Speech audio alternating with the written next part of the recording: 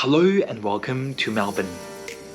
Over the next 2 nights, I'll be traveling on a private steam-hauled sleeper train from Melbourne to Deniliquin, with a number of stops along the way. I'll be sleeping in a wooden-body sleeper carriage built in the 1920s, cruising the Murray River on a pedal boat, and marveling at the spectacular Moama Winter Lights Festival. So without further ado, let the journey begin.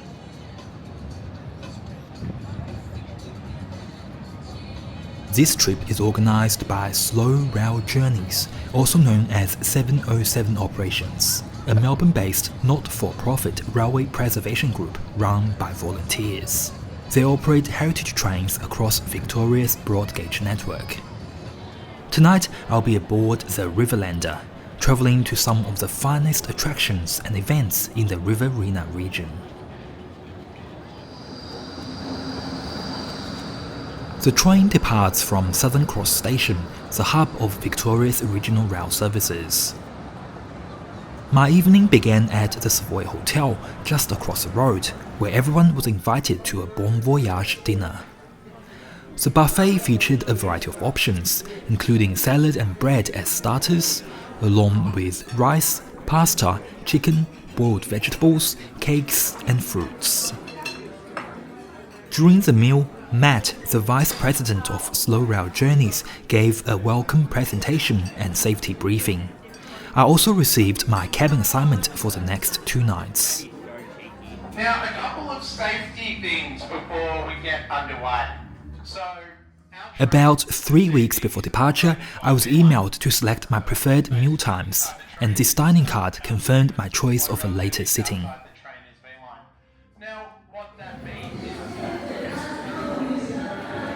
When it was time to board, we were escorted to the platform as a large group.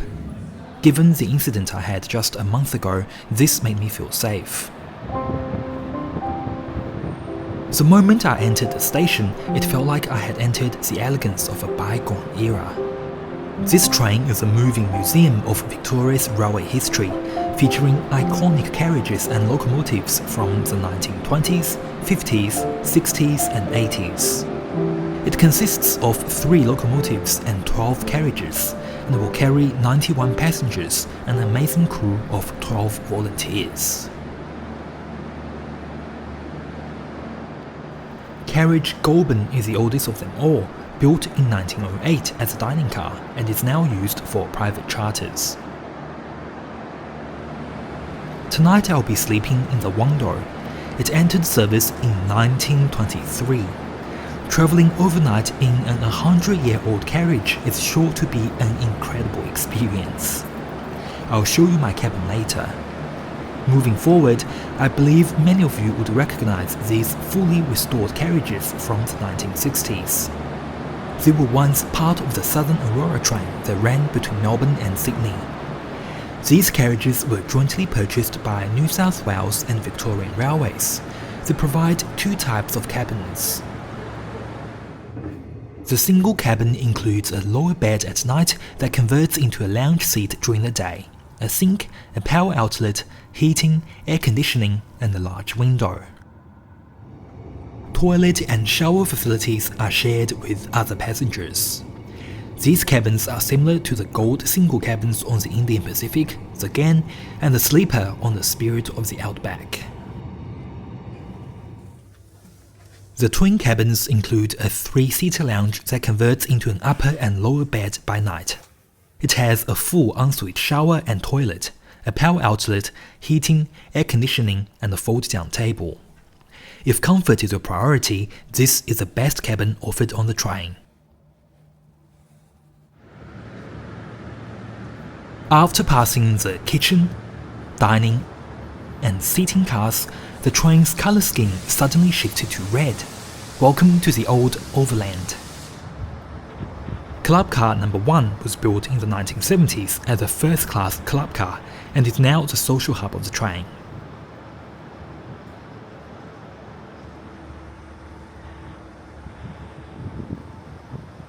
These sleeping cars were built in the 1950s for services between Melbourne and Adelaide. The standard twin cabins are slightly older than those on the Southern Aurora. They too have a 3-seater lounge by day that converts into a bunk bed by night. Originally, the ensuite included a shower, sink, and a toilet. Unfortunately, the toilet lacks a holding tank, so passengers need to use the toilet in other carriages.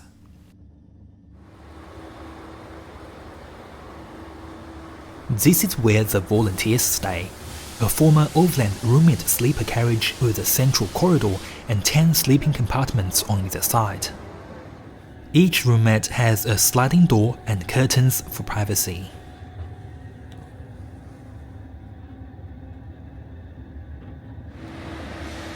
Three locomotives are used to power the train, each representing a different era of Victoria's railway history.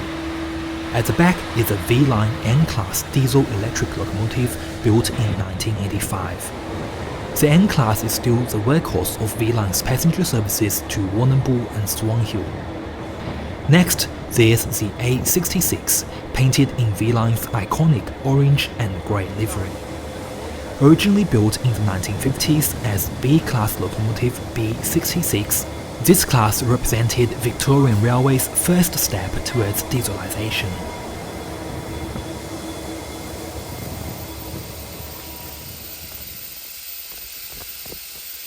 And the star of the show is the R-Class locomotive.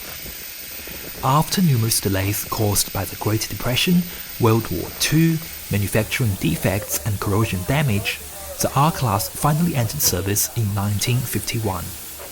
Features such as the smooth riding characteristics, large comfortable cab, and the mechanical stoker made them popular with the crews. Despite its success in express passenger service, they were almost immediately replaced by the more advanced B-Class diesel-electric locomotives from 1952. As a result, the R-Class was very short-lived in Victoria's passenger services. Today, only 2 remain operational in the state. R761, owned by Steam Rail Victoria, and R707 by 707 Operations.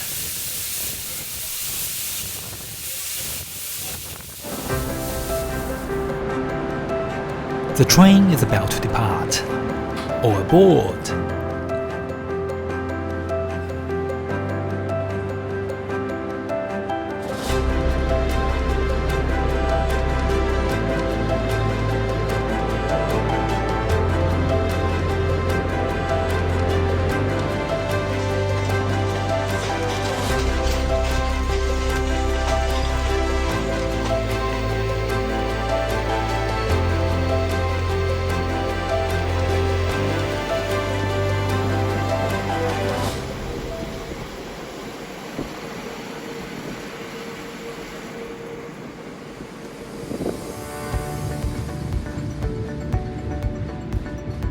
This one-door carriage was introduced in 1923 for services between Melbourne and Mildura. This was initially a 2-berth smoking lounge that were charged at a lower rate than the other compartments when occupied. It has a clerestory roof and the decorations are simply beautiful. The rest of the carriage has 9 enclosed cabins. I was allocated cabin 8. I paid $1,000 for this trip. There was no single supplement, and it included meals and off-train excursions. In my opinion, it was an excellent deal. Compared to the single cabin on the Southern Aurora, my room feels quite spacious. Like other twin cabins on board, the lower berth converts into a seat during the day, and at night, the upper berth can be pulled down. There's a reading light and a small storage shelf next to the pillow.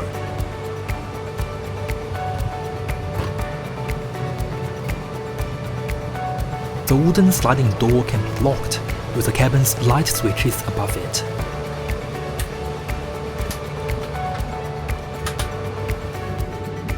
Opposite the bed, there's a mirror, more open shelves, and a wardrobe for each passenger.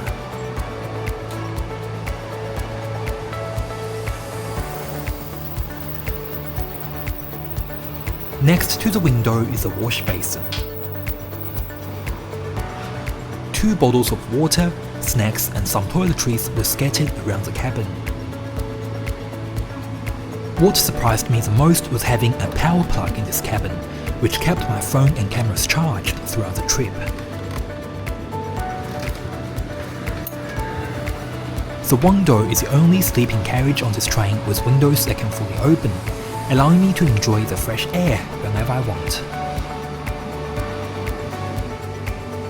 Neatly placed on the bed are towels, a hot water bottle, which I didn't realize at that time how much I'd appreciate having it later that night, and information about my carriage attendant, the train, the schedule, and our off-train excursions.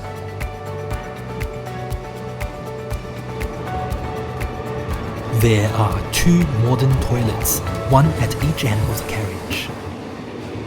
The former conductor's room has been turned into a tea room where you can wash your hands after using the toilet and make yourself a cup of tea.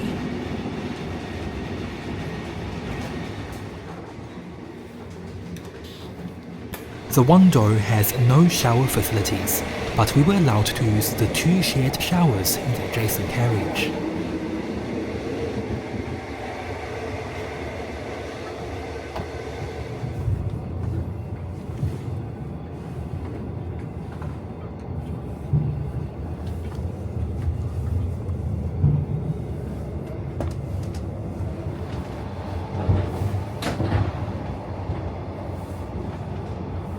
After passing through the 3 Southern Aurora carriages, I reached Luana, also known as South Australian Railway's 783, built in 1942. The carriage was later converted into a departmental officer's car, which involved fitting the vehicle with several sleeping compartments and a kitchen. The kitchen was still being used by the lovely volunteers to prepare gourmet meals for the passengers.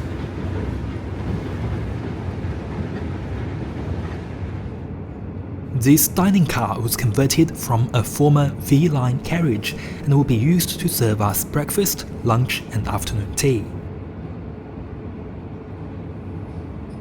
Before I got to explore the rest of the train, the Riverlander arrived at its first stop, Gisborne, a charming regional town just a 45-minute drive from Melbourne CBD. We'll stop here for 35 minutes, and passengers are encouraged to step onto the platform and stretch their legs. Meanwhile, water is being pumped into the steam locomotive.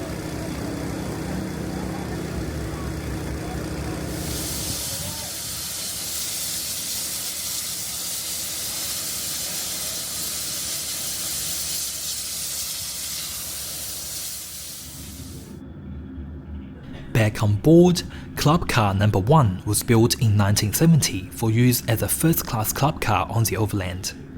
Today it is a social hub of the train. You can purchase a beer, a snack, soft drinks and other alcoholic beverages from the bar while striking up a conversation with fellow travelers. In addition to these couches, there's a seating car between the dining car and Club Car Number 1. This was a former V-Line carriage as well, now offering comfortable face-to-face reclining seats in a 2-2 configuration.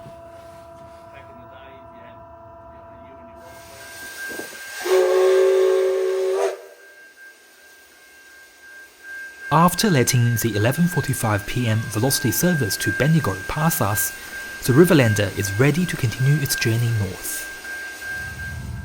Overnight, the train will make a brief 14-minute stop in Bendigo before arriving in Echuca at 3:35 a.m. Returning to my cabin, it's time to get some rest. The quilted thing with only a light blanket inside.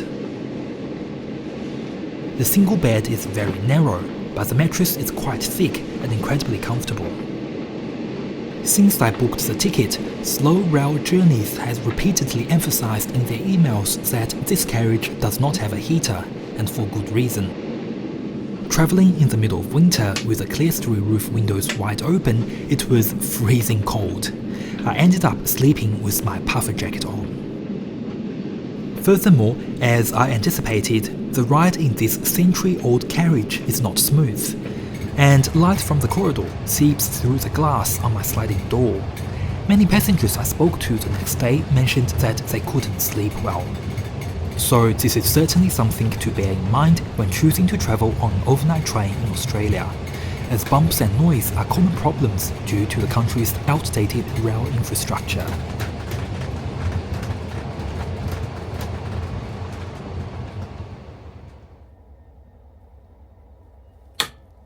Personally, I slept quite well, as I'm used to and enjoy rail travel.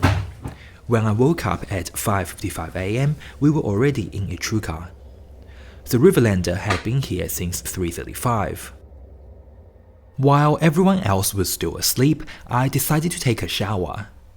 The amenity kit provides everything one might need. The nearest showers are in the adjacent Southern Aurora carriage. The space is much smaller than expected. There's only just enough room to hang my dry clothes and towel.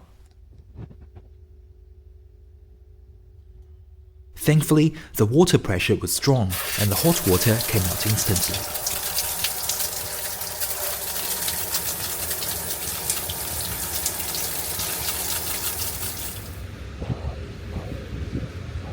Echuca is the terminus of V-Line's Echuca Line services and the northernmost operating passenger railway station on the line to Deniliquin.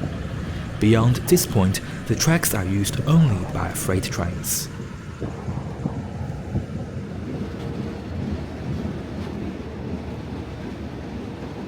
Echuca is located on the southern banks of the Murray River, with Moama on the opposite side in New South Wales. Their relationship is similar to that of the twin cities of Albury and Wodonga. Welcome to New South Wales.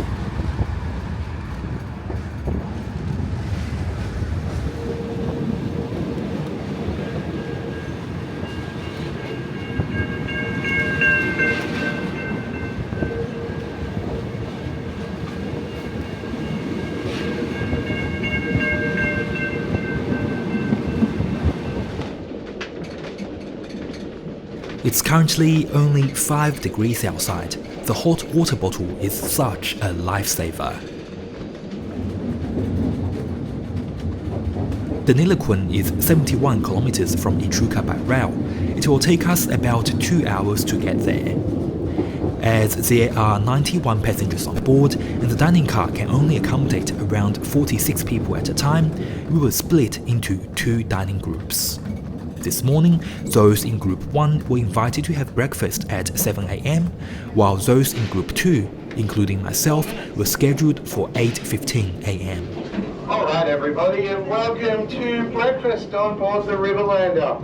Now if you could do us all a big favour, if you are by yourself, if we could get you to move all the way over to the window, because we need all of the seats. So if you're by yourself, make a friend, sit with somebody, everyone's friendly. We've been on here long enough now, only 1 or 2 of us by, but we do need all of the seats this morning. Could just bear with us, Michael will come through table by table and invite you up to the buffet. The track's just a little bit rough here, so it's better that we don't have a whole lot of people standing for long periods of time. Good morning and welcome to New South Wales. Breakfast was served buffet style, with plenty of choices available. It's cold out there. I come past the window that was open. Yeah. Deniliquin Station once had 3 tracks and 2 platforms. However, the station building was demolished in 1984. Although the town is in New South Wales, there have been calls for the V-Line Velocity service to extend all the way here. I believe this would be a great idea, as the rail infrastructure is still in place. They would just need to rebuild the platform. After enjoying the substantial breakfast I plated for myself, it's time for our first off-train excursion, a visit to the town of Deniliquin. You might have noticed that the steam locomotive is missing. It was removed while we were in Echuca, and the 2 diesel locomotives are now attached at each end to power the train. This change was necessary because the yard at Deniliquin was demolished as well, leaving no space for the steam locomotive to move from one end of the train to the other.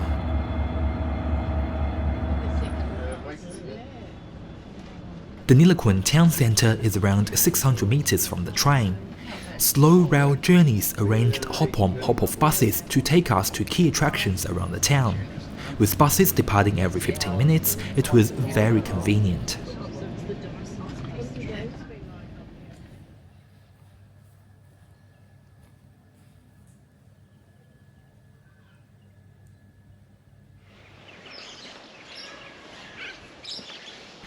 Deniliquin sits at a natural crossing point on the Edward River, marking the border between the Riverina and the outback. The town gained the title of Ute Capital of the World in 1999 when Ute owners gathered in Deniliquin to attempt a Guinness World Record for the largest parade of legally registered utes. They achieved the record with 2,839 utes in the parade.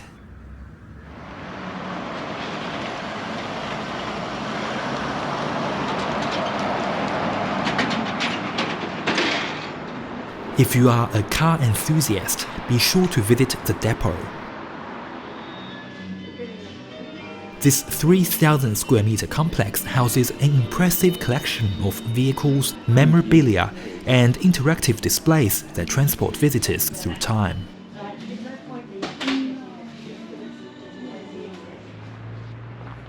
Deniliquin was founded in the mid-19th century as a hub for the growing wool industry. Housed in the town's former public school, the centre pays tribute to the Pepin family who pioneered the merino sheep industry in the area.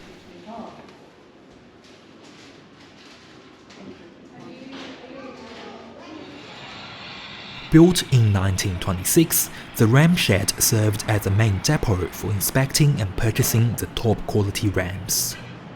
Today, with its distinctive thatched roof, this shed stands as one of the last of its kind in the Riverina.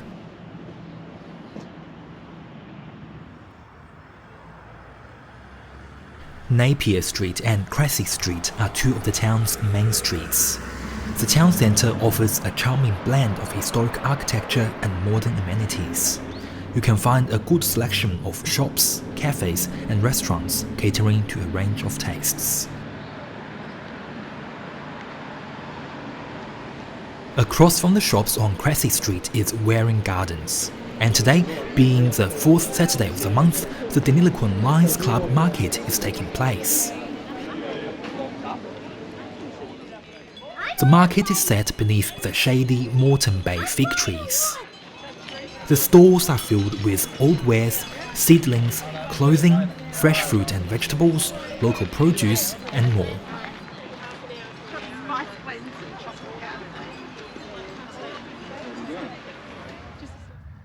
I found a beautiful wine barrel for $15, and the $2.50 hot jam donuts were delicious.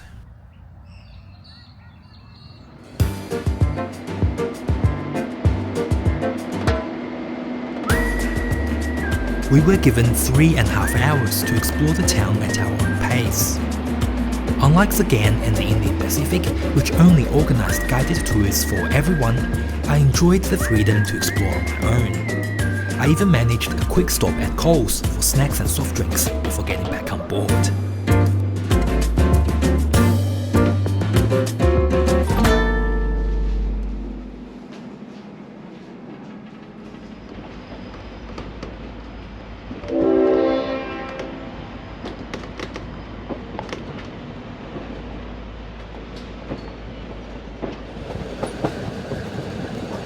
Deniliquin is the northernmost place we travelled to on this journey. We are now heading back to Echuca. Shortly after our departure, lunch was served in the dining car, and guests were once again divided into two groups. We've got a Shiraz and a Cab Sav. Shiraz, please. Not to drop that all over you. For drinks, we had the option of red or white wine, juice and water.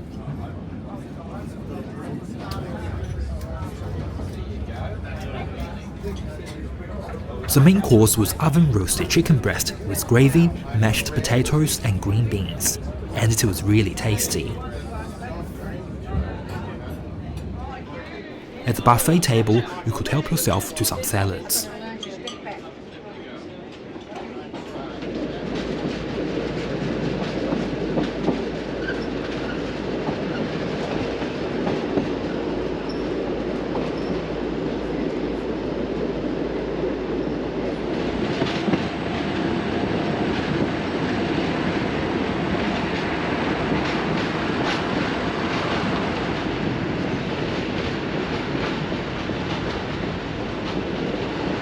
Shortly after lunch, we arrived back in Etruria. We were given two options. Those wanting to attend the Etruria Winter Blues Festival could disembark here and take a shuttle bus from outside the station.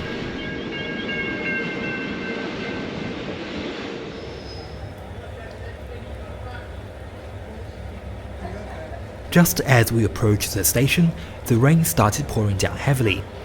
So I and most other passengers chose to stay on board. The train would continue to Rochester, from where we would catch a bus back to Etruria. This way, we could relax on the train and stay dry.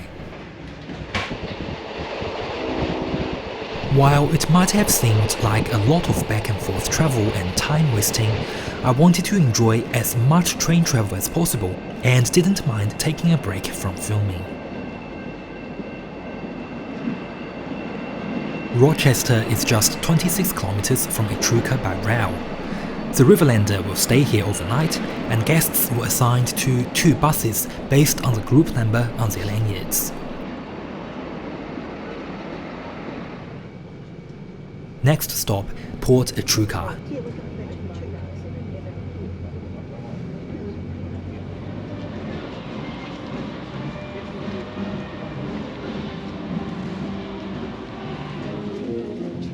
The port of Etruria was once Australia's busiest inland port. It now offers several heritage experiences for tourists.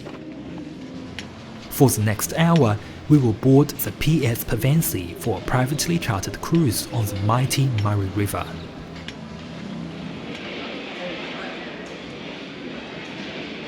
Built in 1911, this vessel may seem unremarkable at first glance, but it's essentially a floating museum.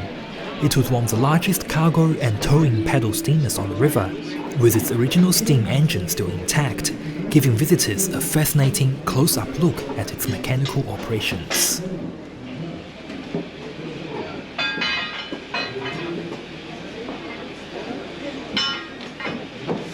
We've put over 800 bales on this boat. You could tow a barge with 1,000 mil. That's around 19 tonnes worth these days.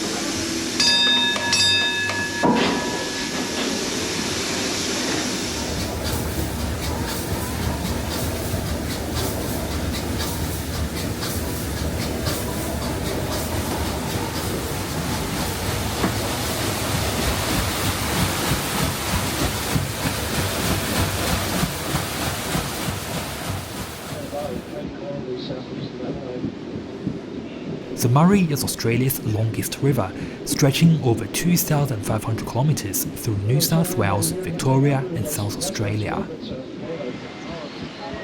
In the old days, the PS Pevensey hauled bales of wool from sheep stations to the Etruria wharf, where they were loaded onto trains bound for Melbourne and shipped overseas. On the return trips, it brought goods and produce to stations along the river.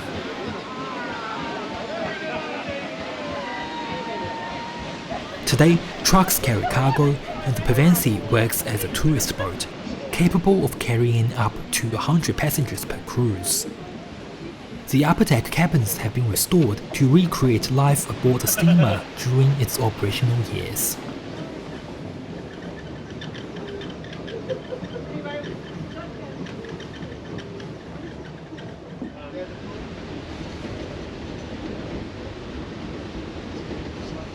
The 1-hour cruise passed quickly, and on our return, the captain let me sound the boat's horn as we passed under the bridge. That's cool.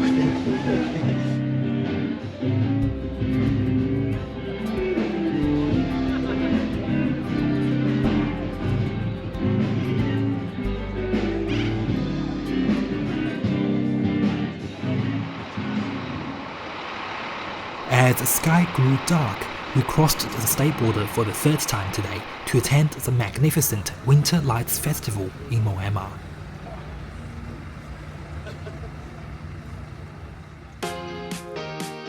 Now in its fourth year, Moama Lights is an immersive 1 kilometer-long sound and light trail that tells stories through state-of-the-art installations, projections, and cutting-edge moving light technology.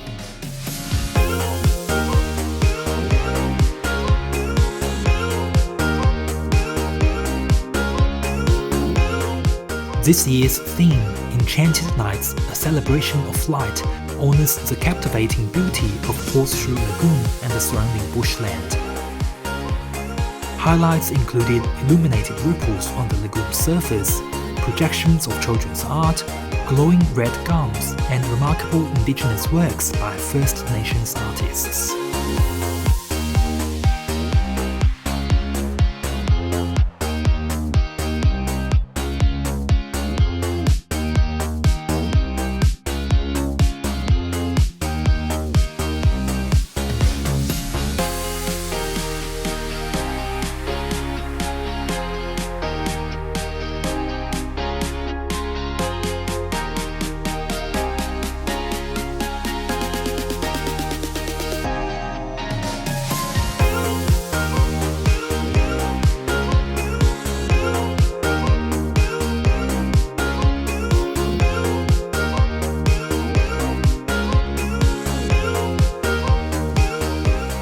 The light show certainly did not disappoint.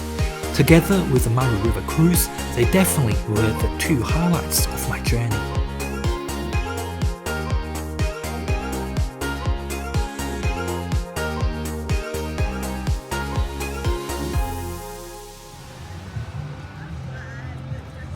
After the incredible light show, we were taken back to Rochester by bus for dinner at the Shamrock Hotel.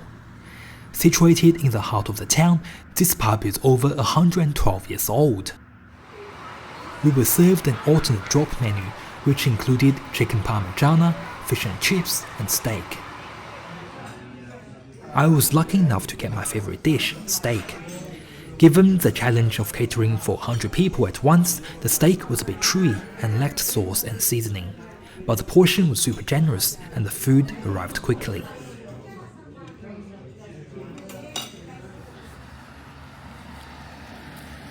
Once I finished eating, I took a short stroll back to the train. The Riverlander is parked on a siding at Rochester Station, across from the V-Line platform. Back on board, it was almost 10 p.m. It had been a long day filled with history, cruising, and light viewing. Anticipating another cold night in my heritage cabin, I put on all the clothes I had packed. As the train was stationary, most passengers had a much better night's sleep.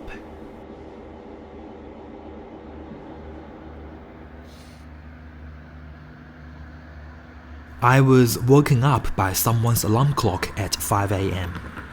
It was only 2 degrees outside, and even with a shirt, hoodie and puffer jacket, it still felt freezing cold.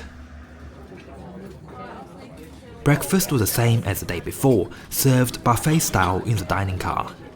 Afterwards, we had about 90 minutes to discover Rochester.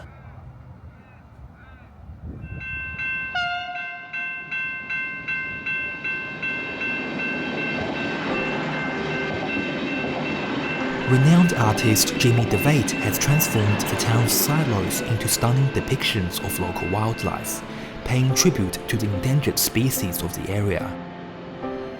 On the tall silo is a wrist-winged squirrel glider, and the shorter silo showcases the vibrant azure kingfisher, a small dazzling bird commonly found near waterways. And at the back is a platypus. The Shamrock Hotel, where I had dinner last night, was once regarded as one of the most luxurious hotels in the state. Today, it continues to be a popular spot for both locals and visitors. Iddles Lane is home to a captivating mural dedicated to the life and career of legendary former Victorian homicide detective Ron Iddles. The mural traces Iddles' journey from his modest beginnings in Rochester to becoming one of Australia's most respected detectives. It also pays homage to Iddles' twin brother, Barry, and other family members who have contributed to the town's history. At 10:30, we boarded a coach for a half-hour drive to Coburnaban to see some of Victoria's most spectacular silo art.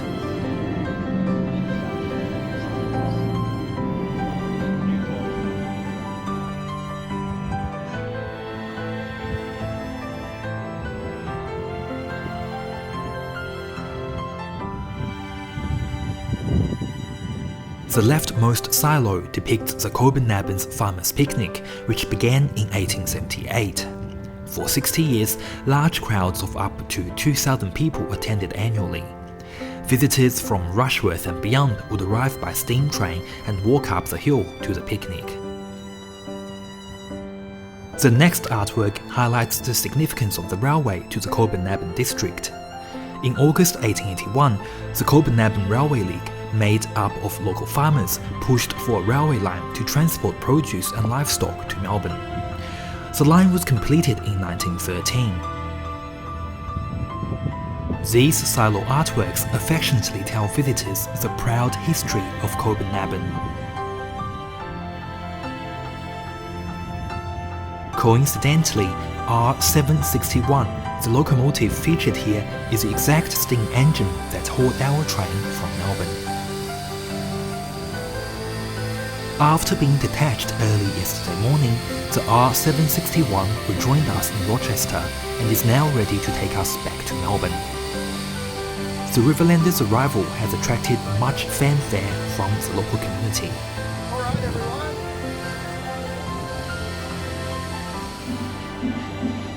Back in my cabin, I managed to stow the mattress, turning my room into a spacious and comfortable lounge.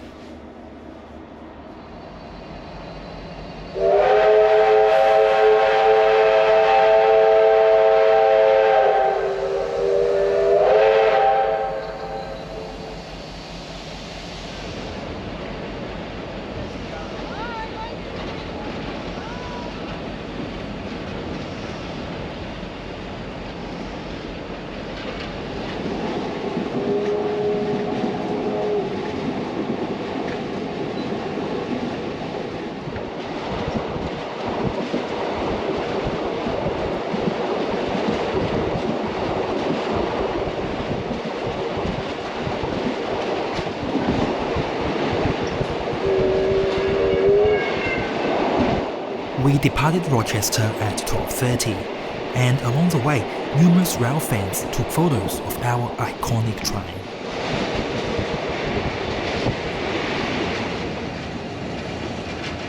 An hour later, we reached Bendigo for a 75-minute pit stop. This was the train's last scheduled stop before Melbourne, and my last chance to see it in daylight.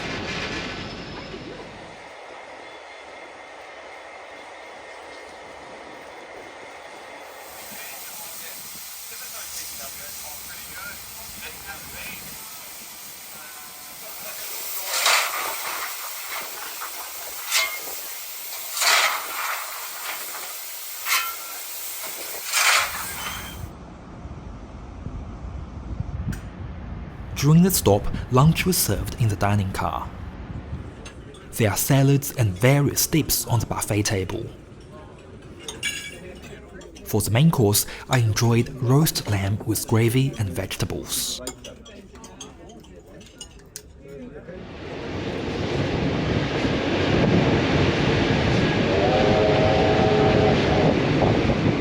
As we left Bendigo, the three locomotives picked up speed, averaging 90 km per hour as we raced towards Melbourne.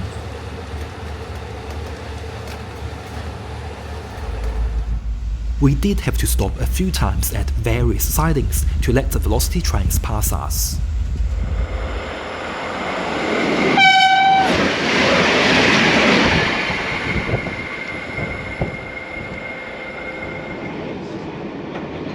At 4:30 p.m, we enjoyed the final meal on board. Notably, instead of loading all supplies from Melbourne, the Slow Rail Journeys team works closely with local Riverina and Central Murray businesses to provide catering and tours, benefiting the communities the train visits. The pastries sourced from the award-winning Rochester Bakery were absolutely delicious. What an excellent way to conclude an unforgettable weekend.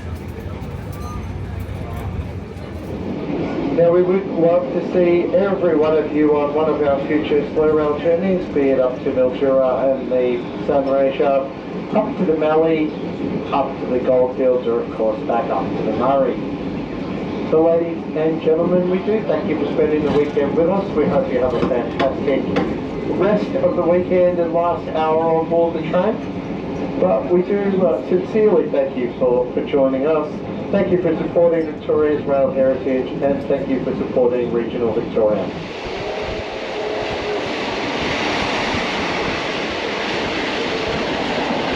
Overall, this whole journey was a travel back in time, as the single train features 3 of Victoria's most significant locomotives and 2 of Australia's most famous long-distance carriages, the Overland and the Southern Aurora. The heritage cabin I stayed in was especially memorable. It gave me a rare glimpse into what train travel was like in the 1920s. I loved being able to open the windows and take in the scenery from both sides. The mattress and the seats were both very soft. The only negative part was just the consistently freezing temperature in my cabin. All the volunteers on board did an outstanding job looking after everyone, and I'm grateful for their efforts. The off-train excursions were well organized, and I appreciate the freedom of being able to roam at my own pace. As a not-for-profit organization, Slow Rail Journeys provides a much more affordable experience. I would recommend it to anyone who loves rail travel in Australia and doesn't want to break the bank. Please do not board the train at platform 3 until further advice. Please do not board the train at platform 3. Thank you so much for watching. It took me quite a while to edit this video. If you find it interesting, please hit the like button and subscribe to my channel for more train and flight reviews. See you all in my next video.